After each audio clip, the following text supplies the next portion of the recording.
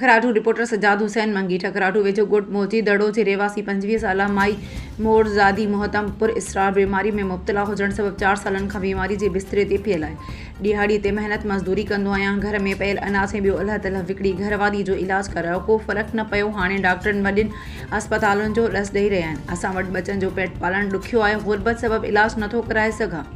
संदसि घर वारो सनाउल्लाह मोहतम हुननि हुकूमत सिंध ऐं ॿियनि वसवारनि खे अपील कंदे मुतालबो कयो त माली सहायता करे सरकारी ख़र्च ते इलाज कराए मोरज़ादी मोहतम जी ज़िंदगी बचाई वञे। रिपोर्ट मूजिब ठकराठू वेझो ॻोठ मोची दड़ो जे रहवासी पुरियत सनाउल्लाह मोहतम जे नौजवान घरवारी मोरज़ादी मोहतम 4 सालनि खां बीमारी जे बिस्तरे ते पियल आहे। ग़ुर्बत इलाज में रंडक बणियल आहे, पर पुर इसरार बीमारी में वरतल मोरज़ादी मोहतम मीडिया अॾु लुड़क लाड़ींदे ॿुधायो त अमड़ फोत थियण बाद बाबा ॿी शादी करे मूंखे विसारे छॾियो आहे। ईअं सम्झो आउं छोरी छिनी आहियां।